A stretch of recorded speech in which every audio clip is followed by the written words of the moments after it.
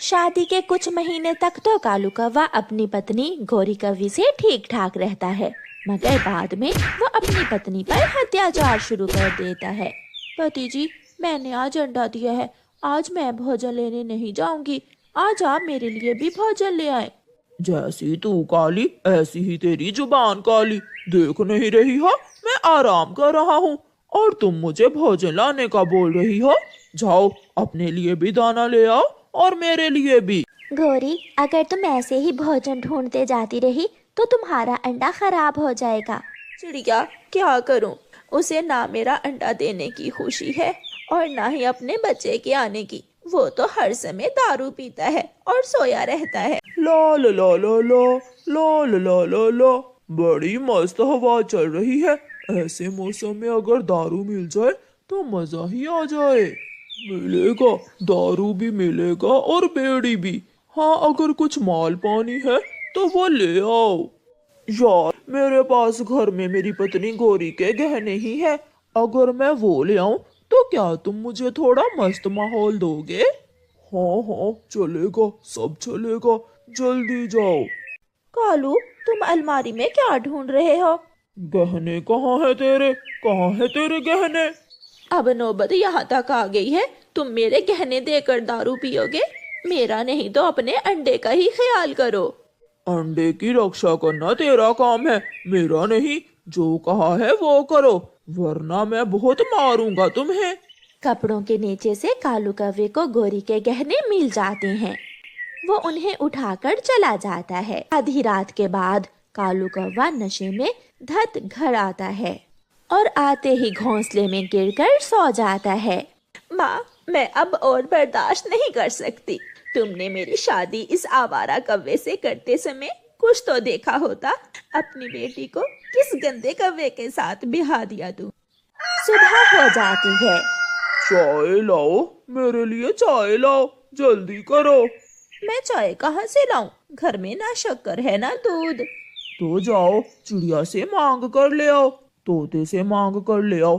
दफा हो जाओ, मेरा मुंह क्या देख रही हो? गोरी, ऐसा कब तक चलेगा? अभी तो एक अंडा है, कल बच्चे होंगे। तुम अपने बच्चों को कैसे जीवन की खुशियां दे सकोगी? मेरी मानो तो उस कालू कौवे को उसके हाल पर छोड़कर अब भी अपनी माँ के पास वापस चली जाओ। अभी तुम्हारी उम्र ही क्या है? कैसे इतनी लंबी जिंदगी गुजारोगी उस बदमाश कौवे के साथ? हाँ चिड़िया, बहुत हो गया। मैं माँ के घर में रहकर किसी के घर में काम कर लूंगी, मांग कर खा लूंगी, लेकिन अब उस बदमाश कौवे के साथ नहीं रहूंगी। कहाँ? तुम कहाँ जा रही हो? लो, अपना अंडा संभालो और मैं अपनी माँ के पास जा रही हूँ। तेरी माँ तुझे धक्के देकर घर से निकाल देगी और तेरा भाई तेरी शक्ल भी नहीं देखेगा। जो नसीब में होगा मैं सह लूंगी, मगर अब मैं तुम्हारे जुल्म बर्दाश्त नहीं करूंगी। गोरी कौवी अपना अंडा कालू कौवे को देकर घर से चली जाती है। गोरी बेटी, अपने लिए ना सही अपने अंडे के लिए ही कालू के साथ गुजारा कर लेती। माँ, मैंने बहुत कोशिश की, सब बर्दाश्त किया, मगर अब तो वो बात बात पर मुझे मारता था। माँ, तुम चिंता ना करो, मैं तुम पर बोझ नहीं बनूंगी। मैं अपना कमाऊंगी और खाऊंगी। पिताजी, मेरा क्या दोष है? अगर किसी ने मेरी रक्षा नहीं की तो मैं मर जाऊंगा। मैं इस दुनिया में आने से पहले ही मर जाऊंगा। क्या आपके पिता ने भी ऐसा ही किया था? नहीं नहीं, मैं ऐसा नहीं होने दूंगा। डरता हुआ कालू कौवा सपने से जाग जाता है और अपने अंडे को गौर गौर से देखने लगता है। गोरी बैठी अपनी माँ से बातें कर रही थी कि दरवाजे पर दस्तक होती है। गोरी, मुझे माफ कर दो, मैं तुम्हें लेने आया हूँ। मेरा मेरा अंडा कैसा है? मेरा अंडा तो ठीक है ना? हाँ, अंडे में एक सुंदर सा बच्चा भी है। वो मुझसे बातें भी करता है। उसकी छोटी छोटी बातें सुनकर मेरा कलेजा फट जाता है। जो हुआ उसे भूल जाओ। गोरी बेटी, जाओ अपने अंडे को बचा लो। एक माँ अपने बच्चों के लिए सब भूल जाती है। फिर गोरी कौवी अपने पति कालू कौवे के साथ वापस चली जाती है। कौवा और कौवी घर वापस पहुंचते हैं तो अंडे से बच्चा निकल चुका था।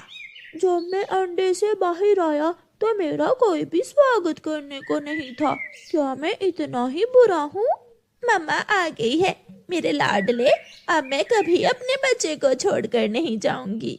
मेरे बच्चे, मैं हूं ना, अब मैं पूरे करूंगा अपने बच्चे के सारे सपने और ख्याल रखूंगा अपनी गोरी पत्नी जी का। जंगल में लंबा गर्मियों का मौसम खत्म होने वाला था। गर्मियों के मौसम के जाते ही सभी पक्षी अपने अपने घरों में सूखी लकड़ियां जमा करना चाहते थे, क्योंकि सर्दी के मौसम में सूखी लकड़ियों से आग जलाकर ही पक्षी अपने अपने घरों को गर्म रखा करते थे। कालू जी, ये सारी लकड़ियां इकट्ठी कर लो और अगर कोई दूसरा पक्षी आए तो उन्हें हम यहाँ से भगा देंगे। इस बार हम किसी दूसरे पक्षी को एक भी सूखी लकड़ी जमा नहीं करने देंगे। कौवा और कौवी, जो हमेशा दूसरे पक्षियों का बुरा सोचते थे, जंगल की सारी सूखी लकड़ियां जमा कर लेते हैं। तोते और कबूतर भैया, चलो, कौवा और कौवी कई दिनों से सूखी लकड़ियां जमा कर रहे हैं, हम भी जंगल जाते हैं और सूखी लकड़ियां जमा कर लेते हैं। चिड़िया, मैं कल गया था जंगल में सूखी लकड़ियां लेने, मगर उन कौवों ने मुझे डरा कर वहाँ से भगा दिया। ये जंगल उनके बाप का नहीं है, चलो हम भी देखते हैं वो कैसे हमें रोकते हैं। रानो चिड़िया अपने दोस्तों के साथ घने जंगल में चली जाती है।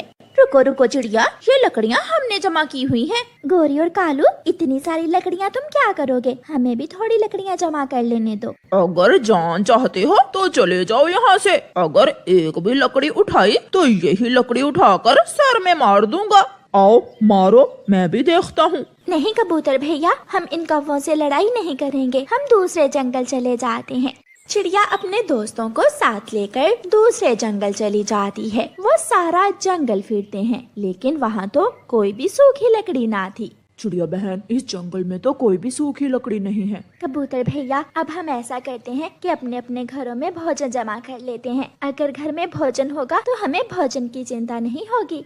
फिर वो सब लकड़ियाँ छोड़कर भोजन जमा करने लगते हैं। वो मैदान में जाते हैं, वहाँ चावल के पौधे थे। चिड़िया, कबूतर और तोता उस दिन सारे चावल के पौधों से चावल तोड़ तोड़ कर अपने अपने घरों को ले जाते हैं। वे और कौवी को तो लकड़ियाँ जमा करने के अलावा कोई काम ही ना था। वो अपना घर लकड़ियों से भर लेते हैं। फिर दूसरे दिन चिड़िया, कबूतर और तोता नदी के पास जाते हैं और वहाँ से कुछ मीठे फल और गेहूं के दाने जमा करते हैं। कबूतर और तोते भैया, क्या हुआ जो हम सूखी लकड़ियाँ ना जमा कर सके? हमने इतना दाना तो जमा कर लिया है कि अगर 2-4 दिन घर से बाहर भी ना जाना हो तो हमारे घरों में खाने को दाना हो। चिड़िया, आग के बिना हम जी सकते हैं, मगर दाने के बिना तो कोई पक्षी जिंदा नहीं रह सकता। ऐसे ही कुछ दिन गुजर जाते हैं और फिर जंगल में सर्दी बढ़ने के साथ साथ बारिश भी शुरू हो जाती है। कौवे और कौवी के घर में तो लकड़ियों के सिवा कुछ भी ना था, एक दाना भी घर में नहीं था।